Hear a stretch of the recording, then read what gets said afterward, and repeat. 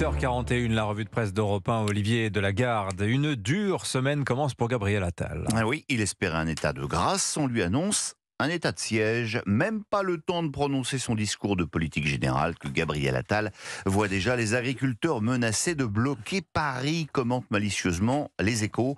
La nouvelle fait évidemment la une de tous les journaux. Ce matin, opération Paris encerclé, titre Le Parisien. Les champs enlisés, s'amuse Libération. La colère des agriculteurs s'étend jusqu'à Paris, confirme en une Ouest France. Dans l'opinion, notre Emmanuel Ducrot nous raconte la veillée d'armes hier. À la Gravelle, en Mayenne, les agriculteurs de la coordination rurale se rassemblaient, raconte-t-elle. Direction Rungis, pour couper l'approvisionnement de la capitale.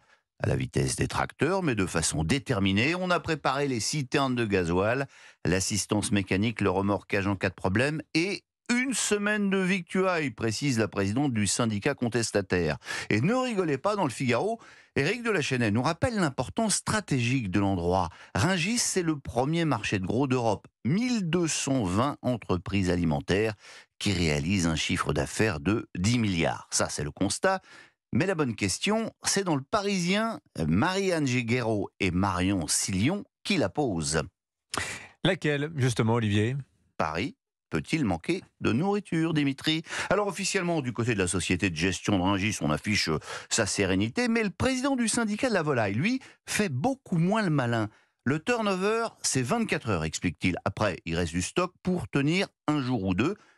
Mais au bout de 3 jours, on finit à poil, dit-il. D'ailleurs, le journal raconte que certains restaurateurs commencent à faire des stocks. Mais il n'y a pas que Rungis, il y a les patates, explique un responsable de la filière restauration. Et les patates, elles viennent souvent directement de chez le producteur. S'ils ne peuvent pas venir, il n'y aura plus de frites dans 3 jours à Paris. Je répète, plus de frites dans 3 jours à Paris. C'est du concret, ça, hein ? D'ailleurs, les agriculteurs feraient peut-être mieux d'aller à Bruxelles, indique Isabelle de Golemin de la Croix, et pas parce que c'est la Mecque de la frite, mais évidemment parce que c'est la capitale de l'Europe. La clé du mécontentement se trouve moins à Paris qu'à Bruxelles, écrit-elle. L'Union européenne est par le biais de la politique agricole commune responsable de plus de 50% du revenu des agriculteurs. Or, la nouvelle PAC a mêlé réglementation nécessaire pour protéger l'environnement et diminution des aides directes nécessaires. Tu parles à la une du Figaro, Vincent Trémollet de Villers enrage contre cette logique folle du pacte vert européen. Le Premier ministre cherche une décision transgressive, dit-on, son abaya de Matignon. Il en est une, gaulienne, évidente, répond-il. La chaise vide jusqu'à obtenir pour nos paysans de la souplesse.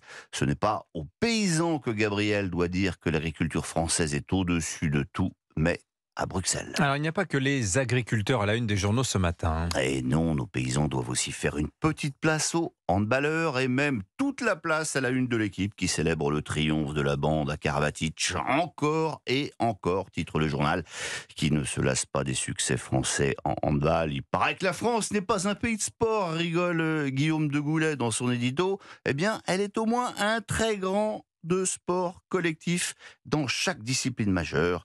La France vise la gagne. Mais ce n'est pas dans les vestiaires des handballeurs que nous allons terminer ce matin, mais dans ceux des carabins. C'est le Figaro qui nous emmène dans les salles de garde des internes des hôpitaux, des endroits strictement interdits aux non-médecins, et on comprend pourquoi en voyant une des rares photos de ces salles.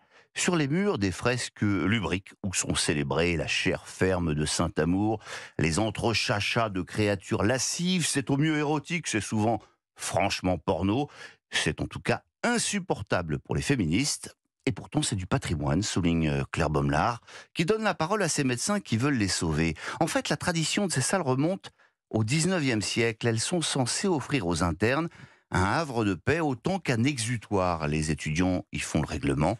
Il est interdit d'y parler médecine, on y mange, on s'y repose, on y fait parfois la fête. Et au mur, des fresques parachèvent le côté potache et libertaire. Elles ont parfois été dessinées par Toulouse-Lautrec, Marie-Laurencin ou Cabu. Ah oui. Mais l'association Sauver le féminisme n'en a cure, exige que l'on efface ces sexes de femmes. Au ministère de la Santé, on n'aime pas les histoires de fesses, alors on s'exécute devant ce féminisme qui rime étonnamment avec puritanisme. La revue de presse d'Europe 1. Merci beaucoup, Olivier Delagarde. Votre revue de presse qu'on retrouve tous les matins du lundi au vendredi. Vous avez